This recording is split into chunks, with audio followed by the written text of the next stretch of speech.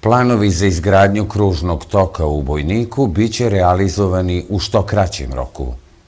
Na javnom konkursu za sufinansiranje planske dokumentacije Ministarstva saobraćaja, građevinarstva i infrastrukture ideja za izgradnju kružnog toka u Bojniku je dobila zeleno svetlo. Kako je u izjavi za televiziju 4S kazao zamenik predsednika opštine Dejan Stojanović, na osnovu urbanističkog plana opštine, u strogom centru, na mestu gde se sada nalazi mini park i fontana, biće izgrađen kružni tok, a nakon završetka ovoga planira se izgradnja još jednog kružnog toka kod Doma zdravlja. Stojanović je dodao da se ova godina koristi za izradu svih planskih akata kako bi se lokalna samouprava sledeće godine spremila za realizaciju završnih radova. Istovremeno, kako je dodao Stojanović, biće razmotreni razni planovi koji se odnose na ozelenjavanje javnih površina i stvaranje uslova za estetski lepši grad.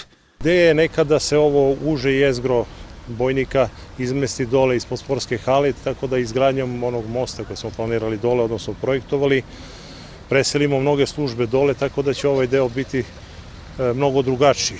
Mi ćemo raspisati jedan konkurs za idejno rešenje uređenja ovog parka ovde u kome sada stojimo, tako da mislimo da će to potpuno drugačije i mnogo lepše izgledati nego što je sada. Šta sa spomenikom, fontanom?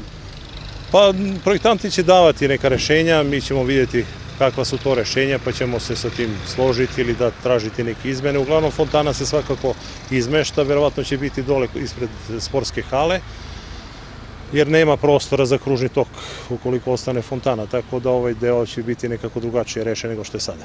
Koliko će to da rastereti saobraćaj? Pa svakako da će mnogo rasteretiti saobraćaj, jer mi imamo u planu izgradnju tog mosta gore, ispod pijace i jedne ulice koji vodi prema vrtiću, tako da ceo taj prostor će biti mnogo rasterećeniji i bit će mnogo više saobraćajnica nego što je sada. Ono što je primetno da nema dosta zelenih površina, da li će se raditi na tom polju? Svakako, ideja je da se mnogo više radi na tom uređenju, hortikulturalnom uređenju, pre svega ovde u centru. Posadili smo jedan drvored kod pijace, bit će mnogo bolje uređen prostor ispred sportske hale, znači onaj deo koji sada vidite da je neuređen građevinski, bit će projektovan, odnosno projekat se već radi, u petak idemo u Vranje da vidimo kakvo rešenje daje projektant, tako da će i tu biti mnogo više zelenile i mnogo lepši prostor. Ove radove, kako izražava nadu Stojanović, u znatnoj meri pomoći će resorna ministarstva Vlade Srbije.